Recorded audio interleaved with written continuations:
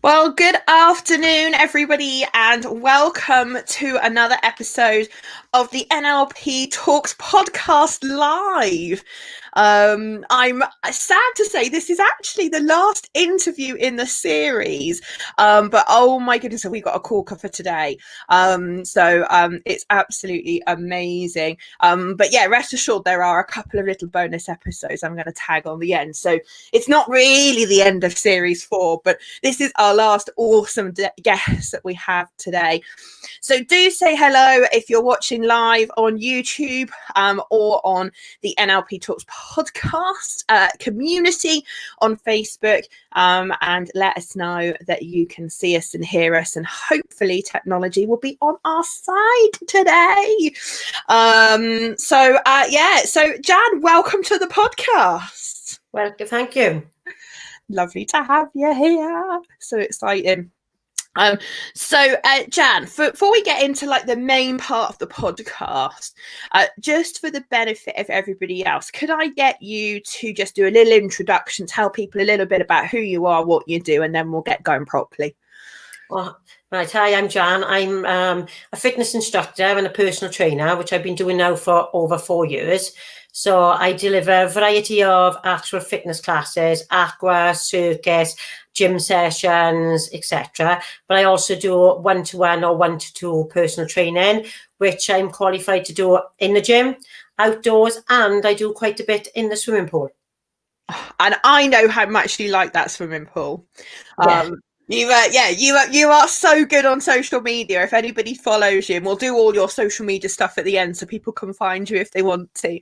You are so good at doing all that social media stuff, and selfies by the pool, and I love it. Cool. Thank you for doing that. So, Jan, okay, so as you know, I've got 101 questions I want to ask you today about mindset and health and fitness.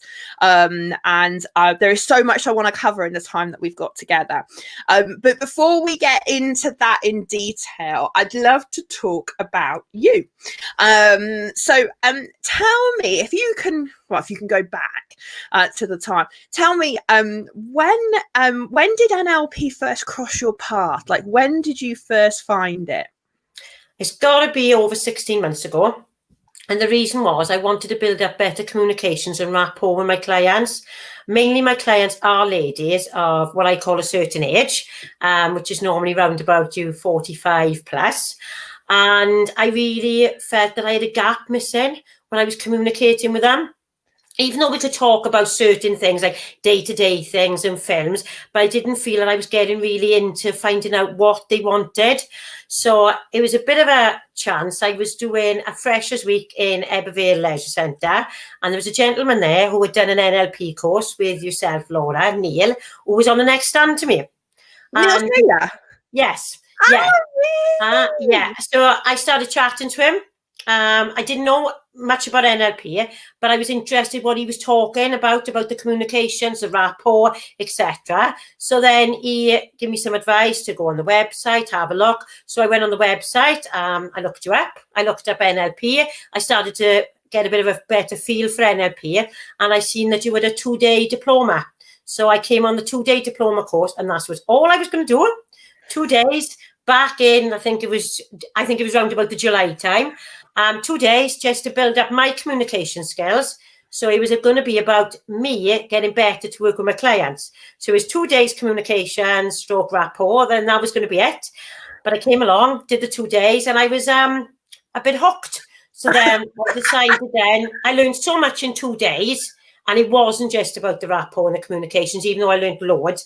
I learned a bit about anchoring and different things. And I thought, oh, whoa, I could learn a bit more about myself.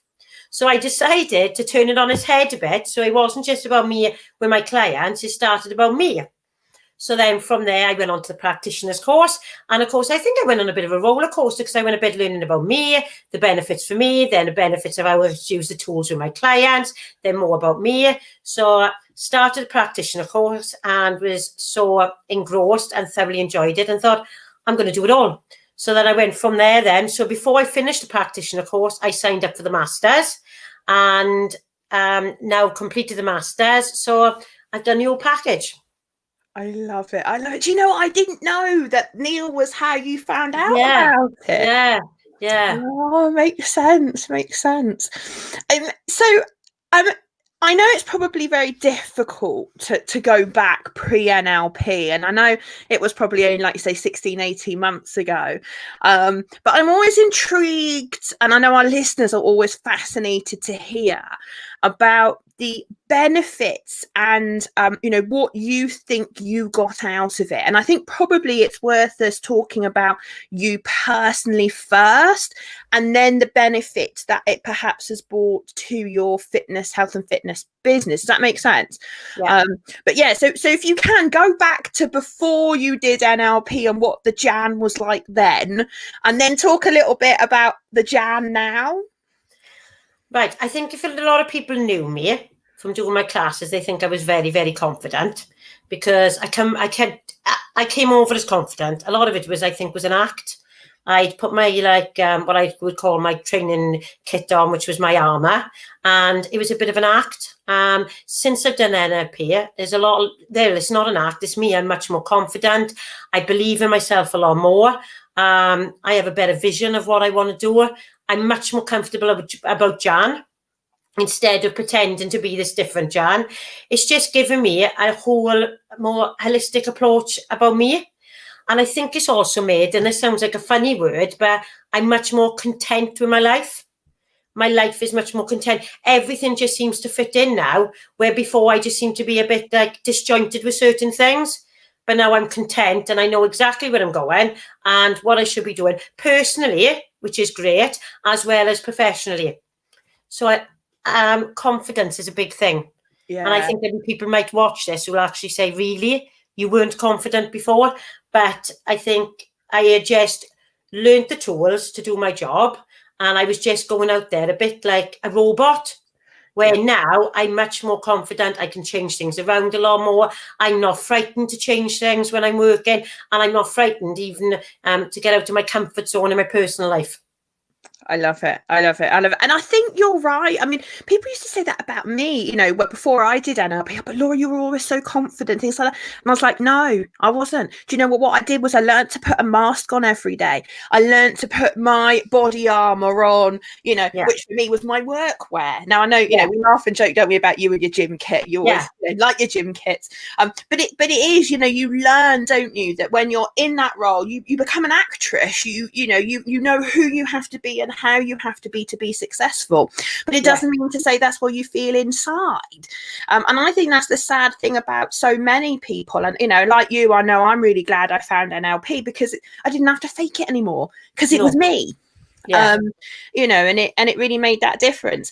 One of the things I love, I mean, there's so many things I love about you, Jan, but one of the things I love was the very first time I suggested to you that you should be doing Facebook Lives. And you almost went like white as a sheet. No, I can't do that, Laura. No, I can't do that. So tell everybody, I know it's only just one tiny snippet of your transformation, but I just think it's so common for people, and how you went from no, Laura, I can't do this, to in reality, not that many months later, walking in the morning on your phone going, I love doing Facebook Lives. I mean, I spat my tea out that morning when I heard you say that on a Facebook Live. So tell everybody a little bit about what that journey was like for you. Well, you persuaded me to do a Facebook Live. That's the politest way. You weren't doing it though, were you? Let's be honest. When I first said to you, you were like, no. No, I said, no way. And then you said, look, you can record them and play them, but you said you'll just record them and record them and record them, and you'll keep changing them. So you said, just go and do it. Just go out and give it a go. So we'd done a 1-to-1, and then I thought, right. So we came off the 1-to-1, and I just went and did it. I just went down, put my phone out like you told me to do it, and I just went for it. And after I did it, I thought, that wasn't so bad, was it? And it didn't take so long, because where I was recording them, I could be spending an hour, because I kept changing them and swapping them. So I decided, well, it can't be that bad. And then because we had gone into lockdown and I couldn't go to the gym, I was walking. I thought, well, why don't I just do it all at the same time? I'm out having my walk. I'm out, in the fresh air. And I thought, right, just grab the phone and go for it. And that's what I did. And then I sort of built up that it became, I think I was out walking some morning, 7:15 in the morning, and people were waiting for me to jump on and just tell them about the day and, what my thoughts were and what I was going to be doing and if I was going to do any other training sessions. So it just became a sort of routine every day, and my confidence just grew doing it. And I think as well was even a lot of people were commenting, but the private messages I had from people who were struggling and were saying, thank you for that message. It home today. When I talked about mindset and getting yourself in the right mindset and saying to them, okay, you can't get in the gym, you can't get in the swimming pool, but you can get out and walk. You can put your trainers on or your comfy shoes on. And people started to actually relate to that and send me messages. Thanks, Jan, that was really good. I also talked about different things about, I think about food, about different nutrition. And people said, well, I never thought of it like that. Where I even said, look, there's going to be sometimes you're going to be down. There's going to be days. Don't beat yourself up about it. Today is today. When you get up tomorrow, if you get back on, trying to be a healthy eating as much as you can. And people actually started commenting and say, thank you. And inboxing me, Jan, today was a terrible day. I haven't had the best day, but tomorrow is a new day, and now I can face the new day. I love it. But no, I messaged you, didn't I, straight after you did that Facebook Live, and I went, I actually really enjoying doing this. I love doing Facebook Live. And I messaged you straight after. I was like, oh my goodness, I never ever thought you would say that. But I think, part of, and I know, maybe let's talk a little bit about this now, but I know one of the biggest things for you has been around your confidence and how NLP has enabled you to become more confident, like doing Facebook Lives when you originally said you were never ever going to do them.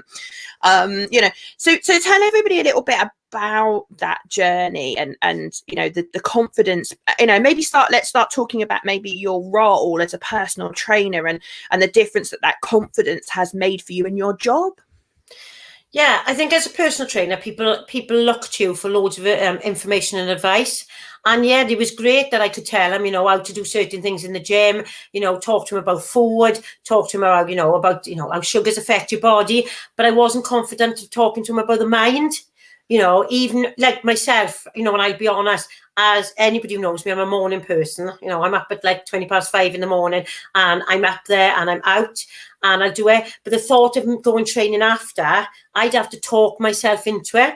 So I really, after the NLP, really got to understand how my mind worked, where my beliefs were, where my values were, why I behaved the way I did, why this was my behaviour. And maybe, looking back now, if I'd known this a long time ago, I most probably would have been a fitter and healthier person years and years ago.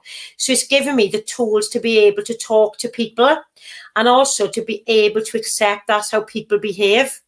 That I can't change your behaviour, okay? I can work with you. You are the person that can change your behaviour.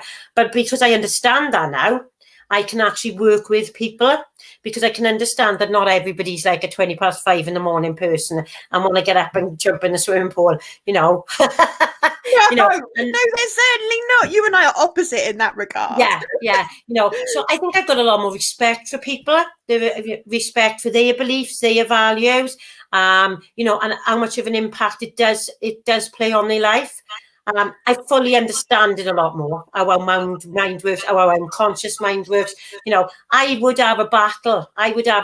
Going on. If I had to train in the night, I always just like having the devil and the angel on your shoulders. Go on, Jan, go to the gym. Nah, you want to go home, and have a cup of tea. And I really understand where some of my ladies say, and I mainly work with ladies, I said, they're sitting in the car park, in the car, having a battle. They want to come in through the door, but they're scared stiff. And they're having this internal battle. And now I understand that how I can work with them to help them with the internal battles by using the tools that I've got out of my NLP toolkit, that we can work on your mind. Yeah, I can work on your body, I can work on your nutrition, but I can work with you on your mind. So it's given me a lot more confidence to do that. And actually, it's given me a lot more confidence to actually say it because I understand it. Because I've been through it. I've been through the masters. It all came together for me on the masters. And I know now how it all works and what happens to people. So I think when I'm speaking to people with a lot more knowledge. Yeah, where I had the knowledge for the training, I had the knowledge for the nutrition. I didn't have the knowledge for the mind, and now I know that I've got the 3 parts that can come together for people. I love it. I love it. I love it. Now, I want to come on to that in just one moment, but I just want to backtrack because there's something really quite profound that you said that I just want to make sure our listeners hear. Because, you know, there are going to be people listening to this podcast all the way around the world. You know, we have more than 12,000 downloads. We're in 93 countries worldwide. And most people have missed. There's a little phrase you said that I want to draw out, and that is, I can't change their behavior, but I can help them to change their behavior. Yeah. Could you just expand a little bit on what you mean by that? Because, you know, my experience of personal trainers, you know, is that when people get, it's almost as if, and, you know, correct me in a minute if I'm wrong, but it's almost like people get to the point that they're wits end. They don't know what else to do to get their health and fitness in a good shape. So they go and engage a personal trainer. And it's almost like people are looking at that personal trainer to wave a magic wand and to make the health and fitness just appear out of nowhere and expect the personal trainer to be the solution. And I think a lot of personal trainers, as you've said, try to be that solution. They try to be the, I can fix it all for you. And if you do what I tell you to do, and it's all going to work. And we know that doesn't work.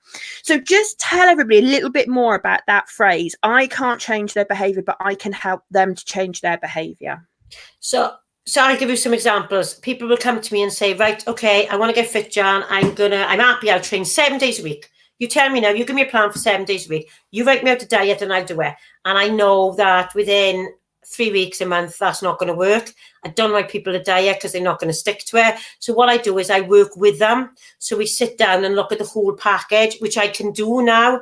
So we look at what type of training they like. I can't tell them, you know, right, okay, it's brilliant, go and do circuit 7 days a week. So I look at the whole package. Well, so we sit down, so we look at what they eat, why they eat, you know, and that's another thing, what they eat and why they eat, the times that they eat. Are they a stress eater? If you're a stress eater, what can you do to help it?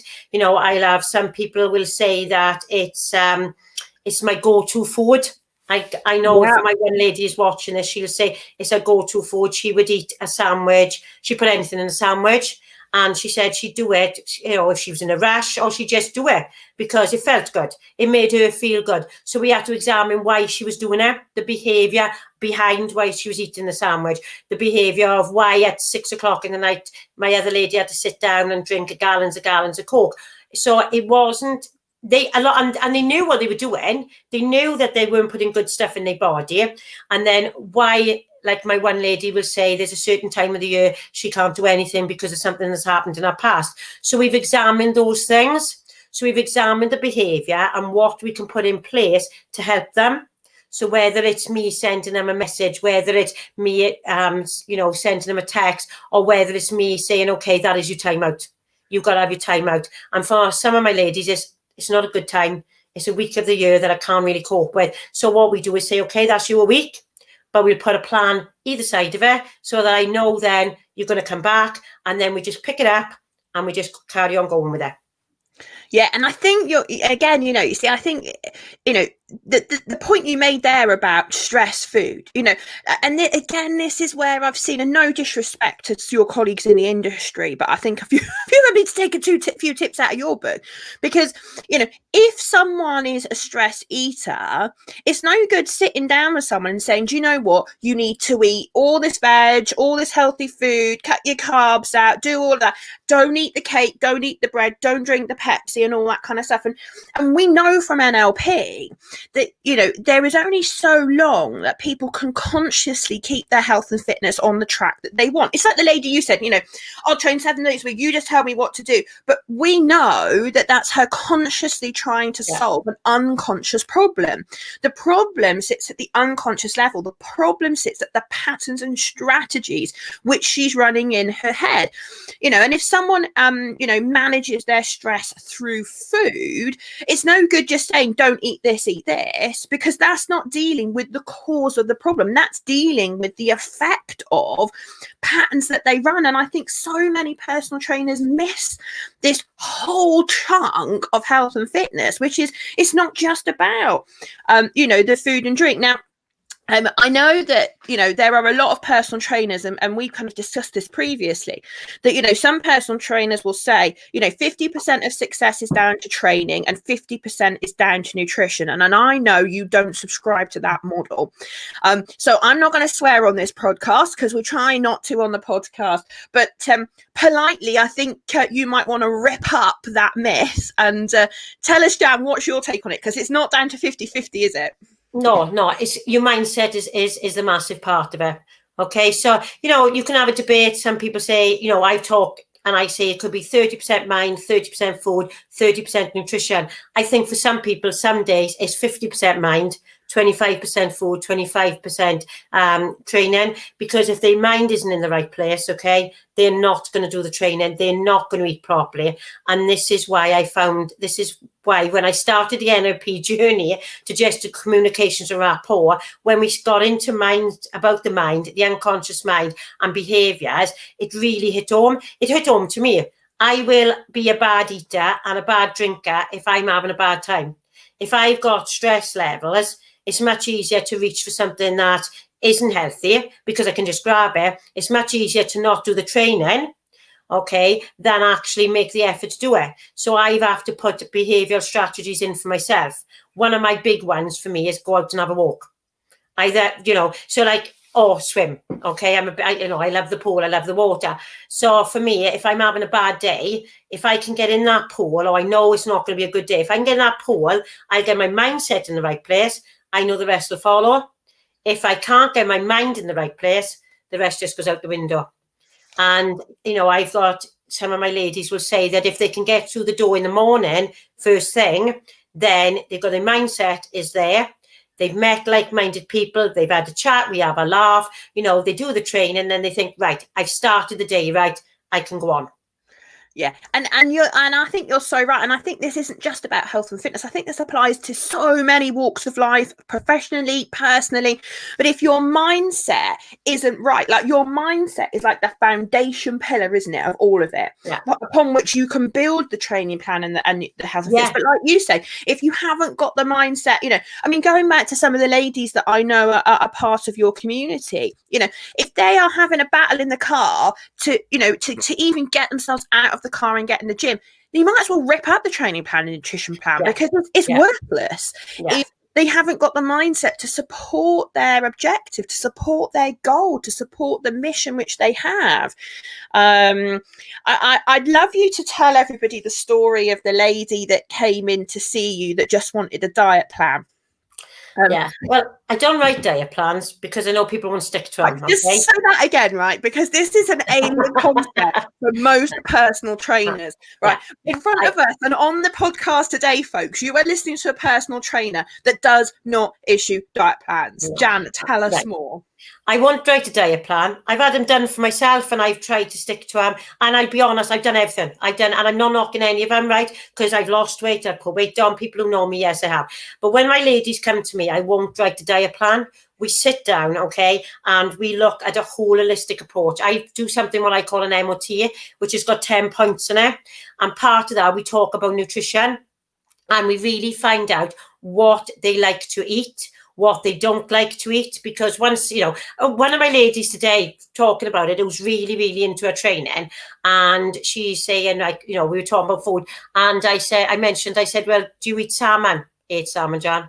Ate fish, Jan. And, she spent like 10 minutes reading off all the things that she hated. So if I'd written a diet plan, one of the things I would have put in would have been fish and salmon, because I know how good it is for you. So it'd be no good putting on a piece of paper for her because she wouldn't do it. So I just sit down and we talk about the nutrition. We talk about what they like, what they don't like. And then we sort of put a plan together to look at that. But I also do I do this 10-point MOT. So we start focusing on other things, which is your bone mass, your muscle mass, your water, your visceral fat. These are all things that are going to, we look at from a health point of view, and what we put in our body and how we train can help them. So when I started off as a personal trainer, I used to think, right, I've got to write people a diet plan and, they've got to eat this and this. But no, I talk to them about watching their calories. I talk about what type of food they'll put in their body. We'll talk about, you need so many calories to actually just get off a chair in the day. You know, you're not going to survive unless you put the stuff in your body. But I won't say there and say, right, this is what you've got to eat for the next 5 days, 7 days, or whatever. Well, and also the reality is, and I think, you know, this always, you know, and anybody that's been in the training room with me will know how much I raise an eyebrow at some of these, let's call them health and fitness industry. I'm trying to be politically correct, Jan, without talking about it. But, you know, I don't know, what are they called? Food substitutes, do we call them? Where, you know, people do shakes and all that kind of stuff without naming any brands or anything. But, you know, my point is not that. My point is that if you set someone a food diet, right, now, whether that is a reduced calorie diet, whether that's a different food group, whether that is supplements, meal replacements, whatever you want to call it, at the end of the day, you can't live on that forever. And at some point, people are going to go back to eating normally. And if what they do is restrict, and again, tell me if I'm wrong here, this is just my understanding, but if you put them on a diet for, say, a week or 2 weeks, at the end of that diet, if nothing has changed with their mindset, then everything's going to go back to the way it was before, because the mindset doesn't support the change that they're trying to do. And whether that is shakes, whether that is other meal replacements, whether that's reduced calorie, like, it's, to me, it's always been a bit like, well, all right, I mean, it might work for a couple of weeks, but that doesn't fundamentally get underneath the skin of what makes someone a fit and healthy person, right? I think what you've got to do, Laura, is you've got to look at it all holistically. So if you are a person that, I think you've got to find what you like. So if you like a protein shake, like I have a protein shake, right, in the morning, do my training, and I have my protein shake and different things. So I will eat healthy. And I think that's what you've got to find with everybody, is find what they will eat. I know some people will take protein shakes to put weight on, to gain weight. So it's not always about losing weight, because some of the shakes have got your protein and everything you need. Like I take them and I put some porridge in with mine. So I find I put a spoonful of porridge in with mine. Porridge oats, and give it a good shake. Yeah. Love it. Yeah. So you've got to find what suits you and what works for you, and how it works as well around your lifestyle. Because that's the other worrying thing, is that what a lot of us do, we've got such busy lives that what we'll do is we'll grab certain foods, and the foods we grab are the ones that are not good for us. The other thing is, it's a minefield out there when you start looking at your labels and your packaging and what's actually in the food, and how they've taken certain foods out. So where they've taken, say, fats out and added sugars. So really, it's looking at everything, as I said earlier, holistically. And it's really finding what suits you as an individual. So that's why I won't write out a diet plan for everybody. That's why I sit down and do it holistically, working at the training, the nutrition, and the mindset. Because if I said to somebody like my lady today, right, okay, to get super fit and healthy, you're going to have to go and eat fish. She's not going to go and eat fish, because she told me today I absolutely hate fish. Yeah.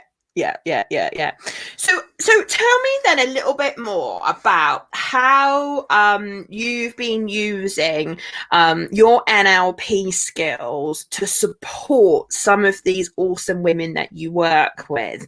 Now we're going to come on to talk about the Real Woman Revolution, which is your thing, and I love talking about the Real Woman Revolution. But before we get to that, just like, I mean, I know we have a technique called the like to dislike in NLP, otherwise known as mapping across. And if anybody's listening to the podcast today and they've got no idea what the mapping across or like to dislike technique is, go back and listen to series 2 of this podcast. And I did a whole podcast on the like to dislike and mapping across technique. It's the same technique, just 2 different names. So listeners, if you're listening and you don't know what we're talking about, go back to series 2 and find the episode. But Jan, the like to dislike technique, I know, has been one of the things that you have really found some value in. And there are 3 different stories I know that you can talk to us about today. One about the lady in the Diet Pepsi, biscuits and bread. So you take them in any order you like, but tell us, what difference has this NLP tool made to these ladies you work with? Right. Some of them have come to me and they'll actually say, I know what is my big problem. So my lady with the Diet Pepsi, biggest problem is she was drinking gallons and gallons of Diet Pepsi. Okay. She had to have one everywhere, in her car, in her fridge, everywhere. She'd even say she knew that if she was going to come to a training class, when she went back in the car, she'd drink a Diet Pepsi. She wouldn't bring it in the gym. She'd bring her water in the gym. So when we got to really get to know each other, and I was personally training her, that was something she held up her hand about and said, look, Jan, I'm drinking gallons of it. I know it's not good for me. I know it makes me bloated. And she said, but I can't give it up. She said, I don't know. She said, it's like my comfort blanket. I keep going to it. So I talked to her about the like to dislike, where I could actually take it away and replace it with something else, so she didn't drink it. So she laughed at me, thought I was bonkers, explained all about how it all worked and everything. So she said, look, I'll give anything a go. Let's do it. So she came along, we had a good like pre-talk, a good chat, and it, you know, built all up to it. And then I did the technique, made her bring a bottle of Diet Pepsi in with her, put it on my shelf, and we did the like to dislike. Did it all, and at the end I said, do you want to drink the Diet Pepsi? And she just looked and she went, no. So anyway, she went away.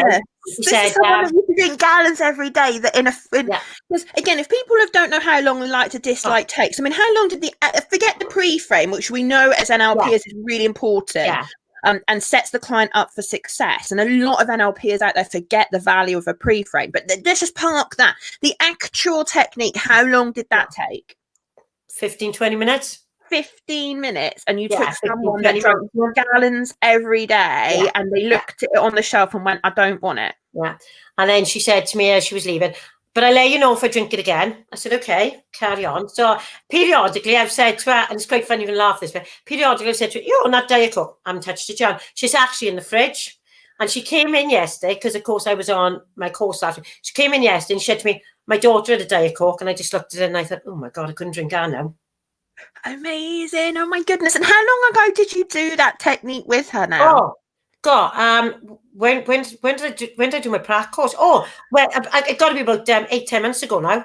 Got to be 8-10 months ago. It's a while ago, isn't it? Yeah, so 8-10 months, and she still hasn't touched any Pepsi. No. Oh my goodness, her insides must be thanking her. Yeah. And she said she didn't even think about it. She didn't even reach for it. You know, that and that's what I was going back about the behaviour. So that's a behavioural thing. That's not something I have said to her, you have got to give up Diet Coke. You have got to, you know, give up bread. This is, like if you don't give it up, your training will go out the window.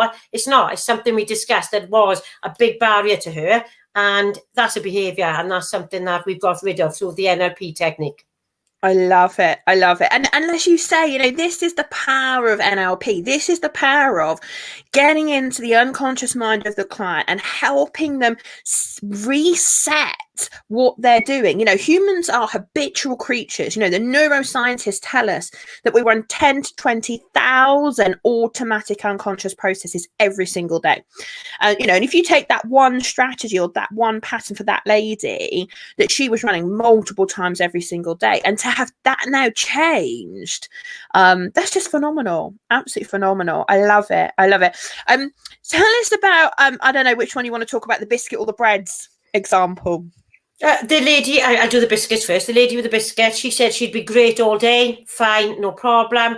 But it came to a certain time of the night and it was like, oh, I'll have a cuppa, I'll have a few biscuits. And she said it ended up, it wasn't a few biscuits, it'd be a packet of biscuits, because she said she just sat down, watched a bit of telly. So she said she could see that becoming a habit every night. And she said she started to know the time, you know, she started thinking, oh, it's time for my cuppa and my biscuits. So, we discussed it, and I did the like to dislike on the biscuit, and she said she stopped eating the biscuit. She still had the cuppa, but she didn't reach for the biscuits. So she said that was another thing, because she said the amount of sugar she was taking in, it wasn't making her feel good. But she said it wasn't so much about she was trying to lose weight. She just wanted to get out the habit of putting that much sugar in her body, because she knew she was putting too much in. So we did a like to dislike, you know, did the pre-framing, did the like to dislike, and she hadn't eaten the biscuits. And how long ago was that? Oh, that must be about, I'd say about 6 months ago. I love it because, you know, and I'm sure you get this. I know I get it a lot. People go, how long does it last? Yeah. You know, like, I mean, is it going to be like just like a few hours, or is it going to be like a few days? But to sit here and go, right, so that's two examples we've had now, one at about 8 months, one at about 6 months, and they're still going strong. I love it. What about the bread lady? The bread lady, what she said was she just loved sandwiches. She'd put anything in a sandwich, anything at all, you know, and she said she'd be making a sandwich while she was making an evening meal or a lunch or whatever. So she said she just had to get out of the habit of get the bread and the sandwich. She said she did everything everything. She'd stop buying bread when she was in the supermarket, and then she'd go, right, I'll just pop them in the shop, it's only a corner. Or she said, I'd put them in the freezer, and then I'd think, oh, go on, I'll just take 2 slices out. So we discussed it, and she said, I know. She said, I'm not going to be able to give it up. So we did a like to dislike with bread. And again, I always make them bring it with them, Laura. I always make them bring it with them so that after we've done it, they can look at it and say, oh, right, do I still want it? And she said the same. I don't want the bread. I don't want it. Amazing. But that's a really, it's a fast, and I know you talk a lot about how bread is the downfall for quite a lot of people. Yeah. It's quite common. And I think it's like your example there is so important, because that's a classic example again where someone has consciously said, I know I shouldn't do this. I know it's not good for me. I want to do something different, but I'm struggling. I've tried all the traditional ones. We've all done it. Just, when you go food shopping, don't buy the bread, or don't buy the crisp, or don't buy the chocolate. And then it gets to that time of that night and you find yourself getting in the car, popping around the corner to the corner shop. Or like she said, I'll put it in the freezer because then I know I won't touch it. Guess what? You pop out the freezer, get a couple of slices, shove them in the toaster, defrost them. And because it's habitual, because it's patterns, because it's behaviours. And as you say, 3 great examples of where you've changed their thinking around these things and it's changed their behaviour. Yeah. And I remember someone saying to me years ago that a lot of people haven't got their head around the fact that eating is actually, for most people, an unconscious process. Shopping is an unconscious process. People do not consciously eat. We sit in front of the telly, or we're talking over dinner or whatever, and before we know it, the plate goes from full to empty. Or we're in the car feeling a bit hungry. Before we know it, we're in the McDonald's drive-through. And all those things. It's just habitual, isn't it? People unconsciously do this stuff. It's interesting you mentioned earlier on in the podcast about when you get people to do food diaries, and actually what you're really interested in is how they were feeling before they ate it and why they selected what they selected. Tell us a bit more about that. I think because I think at certain times of the day or certain times of people's lives, you don't realise that you're eating certain things. So when they write down what they're eating, I ask them to write down how they feel when they just before they've eaten it, or sometimes even after they've eaten it, you think, oh, why did I eat that? So and then we look at the patterns of why they're eating it, not just what it is that they're eating. And then and it's the same with alcohol and drink and everything. And, people will say, right, is it because it's a certain day, I got to have a drink, or it's a certain time, it's a Friday, so I got to have a takeaway or whatever. So I look at the habits, but also then times when, there's certain anniversaries will happen in their life, or certain things will happen. Or, somebody will say, it's like 5 o'clock, every 5 o'clock, I got to have that bar of chocolate or whatever it is, and why. So we start looking at the behaviours around why we eat and when we eat. Yeah. I think you're right. I really do. I think there's so much more that goes on around health and fitness than literally just getting to the gym and watching what you eat. There's so much, isn't there? I know that you've had some really great success using one of our most favourite tools, timeline therapy, with some of your clients. And again, if you're listening to this podcast and you haven't got a clue what timeline therapy is, go back to series 2 because I did a podcast on that as well. But to be honest, if you're a regular listener of our podcast, you'll hear pretty much every guest I've interviewed has mentioned timeline therapy. It's just the awesome technique. So Jan, tell us a little bit about how you've used TLT whilst helping your ladies get their health and fitness where it needs to be.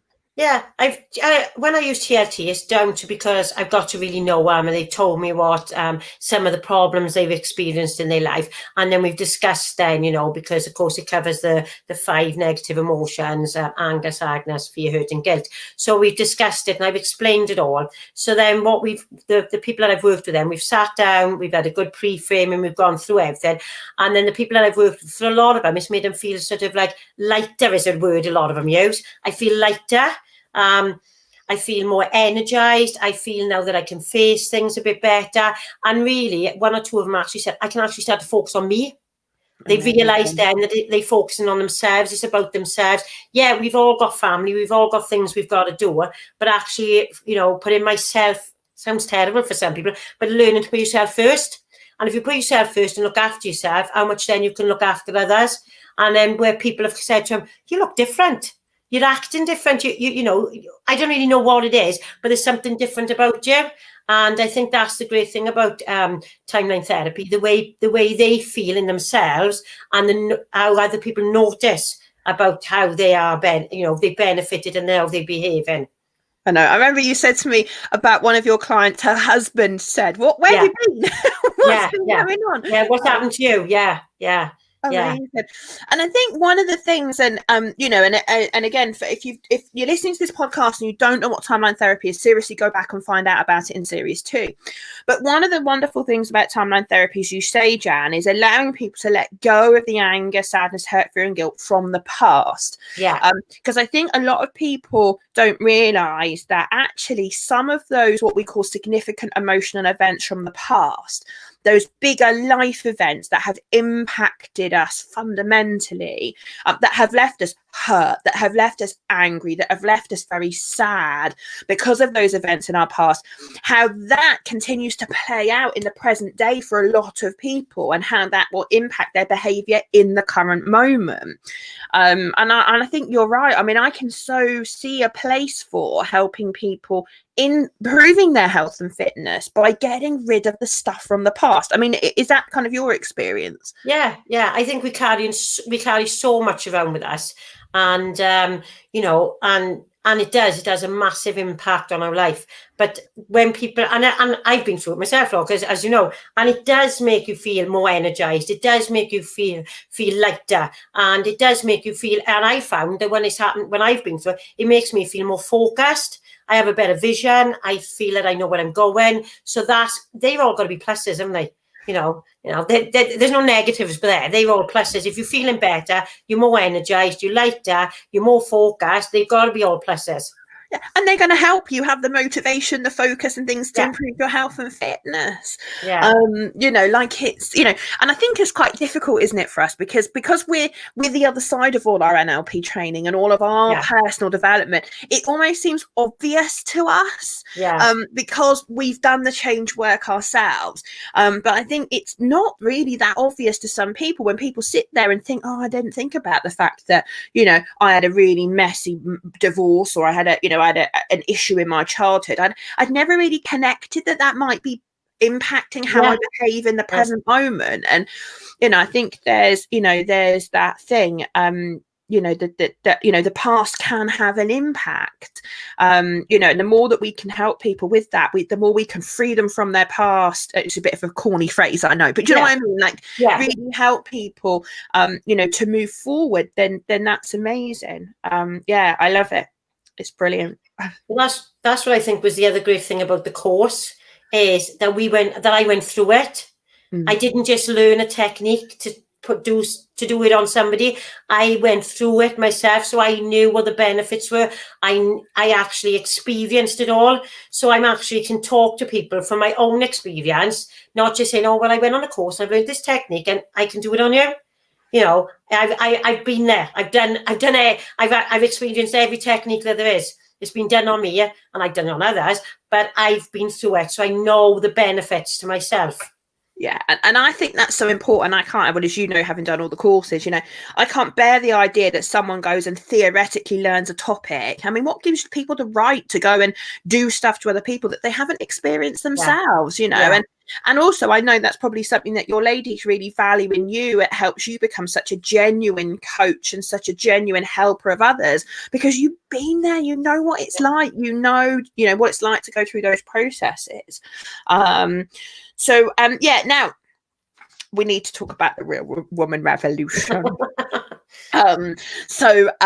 I absolutely, as I said to you at the beginning, there's so much I love about you, Jan, but I love the fact that you are not a typical personal trainer. You're not a typical person that just wants to issue out training plans and nutrition plans. And, you go so much deeper, and that's why you're so successful. So tell our listeners how your concept of the real woman revolution was born, and tell everybody a little bit about what it's all about. Well, I think the Real Woman Revolution was born from me actually getting out there and doing my lives and actually talking about different topics on different days, and people coming back to me and saying, well, I didn't realise that, and that's really interesting. When I talked about, where people were saying, like, I'm struggling with different things, Jan, and I said, well, have you looked at your stress? Have you looked at your sleep? And different things. So, and then a lot of it was, well, I'm a real woman. I'm an older lady. I've been through all this. I've got the baggage. I've done it. I've got the battle scars, as I call them. So I started to think that there's a lot of real women out there that want to become healthier and want to become fitter. It's not all about your size and your weight. It's about a holistic approach. And I know I use that word a lot. So that's when we started talking about your bone mass and your muscle mass and your visceral fat and all that. So I want to make women, and I'm sorry if there's any men listening, but it says, well, what I do, I wanted to make women feel really empowered about themselves, to love themselves for what they are. We're all different shapes, we're all different sizes, okay? I'm far from perfect, and I know that. And I go through a journey every day, I do my fitness, I do my health, but I have good days and I have bad days. So I wanted it to be a real woman revolution, that you can look after yourself, you can get healthier, you can get fit, okay, and you can do it for you. So that's where the idea of the Real Woman Revolution. I've got a bit of a mission for women to become empowered and love themselves for who they are and what they are. So that's where it came from, really. I love it.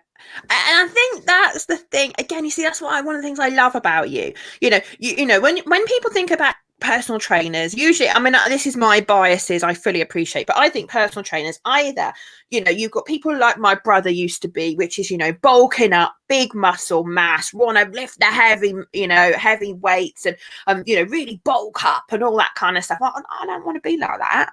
And then you've got the other end, which is people that are, and I don't wish to sound like I'm categorizing people, but, younger people, dare I say it, that, are already in reasonably good shape, that want to look after themselves and, want to be a size 8 and, and all that kind of stuff, and all good respect to them. Yeah.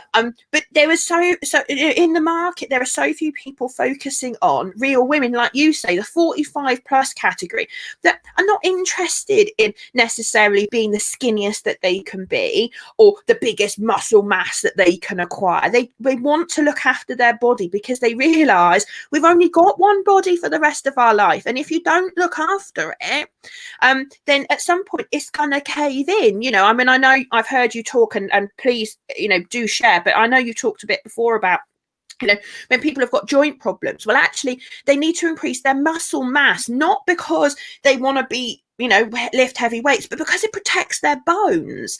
And you talked, I remember one of the lives I heard you do, which was about bone density and bone mass. And it was a massive light bulb moment for me, because there are people like me that don't want to be thin and skinny. I want to be healthy. I want this body that I live in, I want it to last as many years as it can. And I've learned so much off you over the last few months of you've been doing your life. So personal thank you, because you've helped me learn.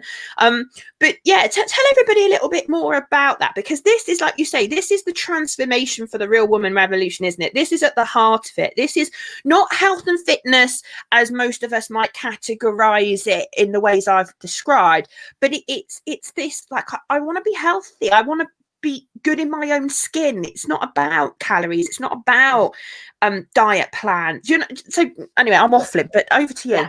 Yeah. I think there's definitely a place for people who want to work out and building muscle, and like you said, for they want to get muscular, they want to get toned. There is a place. There is a place for you younger people that want to be your size 8, and social media plays a massive role in how it does that for people. But there is a lot of ladies, maybe 45, 50, whatever. There's a lot of ladies that are out there that feel that they don't fit into any of this. They would know where to start to building up muscle mass, and they know that they don't want to be a size 8 anymore, because that's not them. What they want to do is look after their body. And I always say, we've only got one body, and this is where we live. So we've got to look after the insides. If we look after the inside, the outsides will come. If you do want to tone up, fantastic. But like your bone mass, if we don't keep our bone mass up, especially as women, we're going to get osteoporosis, and that's not good for us. And you can build your bone mass, you can work on it. So that's part of my MOT is and then we can work on how to build your bone mass. Working on weight is brilliant. A lot of women are scared stiff of weight, but if you work on weight, you do it properly, you will build up your muscle mass, which is great for protecting your joints, but you'll also then help with your bone density. So when I'm selling, which sounds terrible, when I'm selling health and fitness and well-being, I talk a lot about the inside, about how much water you need to get in your body, about your visceral fat. How many people ever think about the fat around your organs? No, you stand and look in the mirror and you worry about the fat that's on the outside, but we need to look at what's on the inside. And people think because you're a certain size, all the insides are going to be great, but it's not. It doesn't mean that. Some people are very fortunate that they don't put weight on. So I come from, let's look at the insides. Let's look at your muscle mass, your visceral fat, your bone density, your fat percentages, all these things that play a massive role then. And then if you start looking after all of them, then the outsides, if you want to change the outsides, will come. And that's where I come from, the real woman revolution, because we are real women, and we need to look at ourselves, if we want to live in this body for a long, long time, for the next number of years, we've got to make a difference to what we put inside and how we behave inside. So that's where my real woman revolution came from. I love it. I'm so pleased that you landed on that. And you do quite within the Real Women Revolution. You've got all sorts of different things you offer now, haven't you? Yeah. I do the MOTs and I do the bone mass, but I'm going to start doing packages now. Since I've completed all my NLP stuff, because I can see that I can do a lot more around behaviour, as we talked earlier. So I'm going to start with I want to do day workshops, which we'll have to come, hopefully the beginning of next year. That's my plan now. When I do day workshops, we look at different types of exercise. We will do weights. Women will do weights. Hopefully some work in the water, because aqua's great, and we work with water weights, which is brilliant. So if you are a person who's got joint problems or any sort of health problems and you can't work on land, we can work in the water. And then I'm going to look at all different behaviours, confidence building. I'm going to look at nutrition, how to read labels. I'm not going to knock any of these companies that put labels on things, but how you actually read them, how much sugar is in a pot of porridge, etc. So I want to put a workshop together, so educate people. It's not going to be a weight loss program. It's going to be a workshop to come and find out about yourself and your health, and then hopefully build them up into perhaps 2 or 3 day retreats. So giving people a chance as well then to find out a lot more about why we behave the way we do it. And a lot then is explaining about the other NLP tools that we got that help with all your unconscious mind and all your beliefs, all your values. So really building up a package of health and well-being covering mind, body, fitness, nutrition, the whole package. You make sure I know those dates. I'm coming on a retreat. I want to be part of the Real Woman Revolution. So yeah. Listen, I as always, I'm looking at the clock, going, "There's so many things I want to still ask you."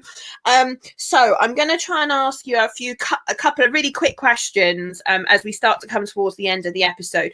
So I'm sure that aside from real women like us that are going to listen to this, and real men too, who are going to get benefit out of this podcast episode, I'm sure we're also going to get some personal trainers that are going to be listening to this podcast. As somebody that has done all her NLP training now, as of last week, qualified master practitioner, if you were to give personal trainers, listening to this episode, if you were to give them a couple of little tips on how language and NLP can help them, what are the kinds of things that you think a personal trainer could start to focus on right now, listening to this podcast, that could help make a difference for their clients? I think it's got to be people's behaviour, why they behave the way they do. Why, I've done it myself. I've had personal trainers and cancelled them. Why did I cancel them? Why did I cancel our session? Was it a real cancellation or was it an excuse? I've had my ladies, I PT'd to a lady this morning, and she said when she walked through the door, Jan, when I woke up this morning, I thought, oh my God, I got Jan this morning. I just wanted to be a duvet day and pull the duvet over my head. But she said, I thought, no, I've got to come. She said it would have been so easy to cancel you. But she turned up, and at the end, she said, thanks, I felt good. So then that was a conversation I had to have with her of why, and I won't go into the details of why she felt like that. but I think it's a behaviour thing. And I think if we can find out why people behave the way they do, that's a massive. And also what their visions are for themselves, because we have got visions, Laura, but I found, after doing my NLP, my vision was totally different. My actual vision, after I went through everything, my breakthrough days and everything, to what I thought my vision was, going back, a few months ago, or pre-NLP. Behaviour is a massive thing for me, why we behave the way we do. Yeah, I love it. And especially, as I said earlier, certain times for people in their lives, because, I get to know my ladies, and I think I get to know my ladies, but most probably I don't know a quarter about my ladies. But because I now understand NLP and I can communicate better, and I think it's something, I don't want to be too technical. It's like, where we get to chunking up, as we know. Yeah. There's some people, like we said, got a big picture. They might just say some certain big picture words and think, oh, there's more behind that. There's a lot more behind that, which I would never have picked up on before. I would never have picked. I would have just said, "Oh, right, okay, fine." But now I think, no, there's more to that. Yeah, and that's go on. And something you always said from, I think it was practically from day, and it is from day one. The problem is never really the problem. So when they're giving me the problem of why they can't get health and why they can't get their fitness back, there's another problem behind that problem. And that's what I've now learned to do by my language, by my rapport, by my communication skills, and by what I said earlier, by listening to them. So it's taken me a time for some of them to find out what the real problem is. But when we found out what the real problem is, that's when we can start working on it. I love it. Brilliant. I couldn't have said it better. You've summed it up brilliantly. Yeah, it's absolutely fab. Listen, I've got a few more questions, but I'm going to go into kind of some quick fire stuff. I don't know if you're expecting this or not, but we always do quick fire at the end. But yeah, Jan, do you know what? Thank you so much for being an awesome individual, but and sucking up everything I've thrown at you on all the courses and really taking everything I've taught you and making it your own. It's brilliant. But also I loved hearing how you've used it within health and fitness and how it's helped you, provided you with a springboard to take your existing skill set and just make it even more impactful and get your clients even better results and, make their lives a little bit easier. And I will never get tired of sitting here and listening to how you and others have implemented everything. And yeah, it's always a good day at the office when I get to do these podcasts. I love them. Absolutely love them. Now, just before we get into the quick fire, so I'm just looking at my wall planner that's next to me. So you finished your master practitioner course 3 days ago. Yeah. 3 days ago. And if anybody is listening to this podcast and is considering doing their master practitioner course with me, I'd love, because I've never interviewed anybody so close to when they've graduated as master coaches and master practitioners. So if you were to give people a little snippet, a little insight into that master prac program and what it's done for you, what are the kind of things, like day 3 after the course, what are the kind of things that you're noticing? From a business point of view, I know where I want to take my business. I got much more clarity. I'm much more focused. I got a vision now. I know where I want to go. And doing the masters brought everything together for me. A totally better understanding of everything that we'd learned before. I love it. Brilliant.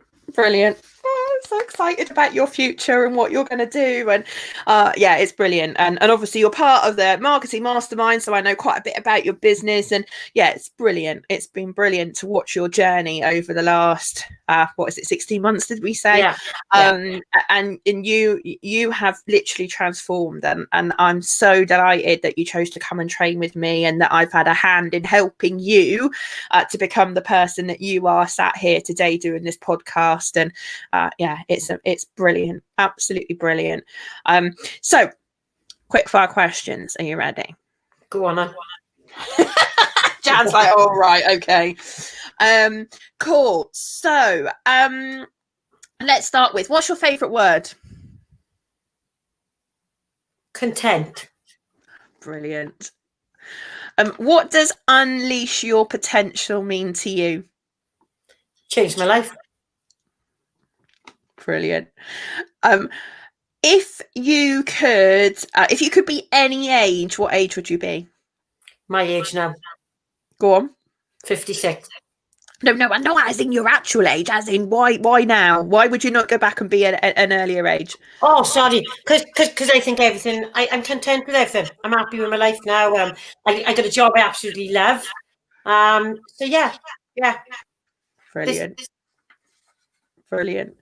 Well, Jan, thank you so much. I know you are super busy with all your personal training clients, all the classes that you run, and all with the Real Woman Revolution that you're leading. And I really, really genuinely appreciate you taking an hour out of your day to come and hang out with us here on the NLP Talks podcast and share the difference that NLP can make in health and fitness. I'm so grateful. So thank you very much for joining us today. Thank you for asking me.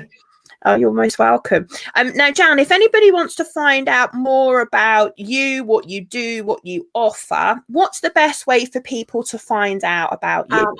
My Facebook page is J Fitness, Health and Wellbeing. My website's being launched hopefully before Christmas, and that again is J Fitness, Health and Wellbeing. So everything's just J Fitness, Health and Wellbeing. And what will the web domain be for the website when it launches? Because by the time this podcast comes out, it will probably be launched. So where should people go? J Fitness, Health and Wellbeing. .co.uk or .com or? .co.uk. .co.uk. Okay, excellent. Good. Just so that people can track you down. And obviously, once your website's up and running, people can message you through that and all your contact details will be on there. Yeah. That's brilliant. Well, thank you so much. Thank you to everybody that's tuned in to either watch the pre-release live, but also if you are listening to this on any of the podcast platforms where we release our episodes. I'm super, super delighted that you chose to join us to come and listen to Jan's amazing story. Now, if you are interested in finding out more about our courses here at Unleash Your Potential, then please go on over to our website, which is www.unleashyourpotential.org.uk. Now, on there, you will find the facilities to download a brochure about our courses, to also find out about our online courses, so you don't have to come to me to train. So you can go and find that. That will be in the menu across the top. And of course, you're very welcome to come and train with me live as well. All the details are on our website. And also, if you hunt hard, you will find a link for some free training. That will all be on our website. So thank you for listening. This is, as I said at the beginning of the episode, the last interview for series 4, but we have got 2 bonus episodes coming up very shortly. So folks, stay tuned for the bonus episodes. But Jan, thank you again. I really appreciate your time. Okay.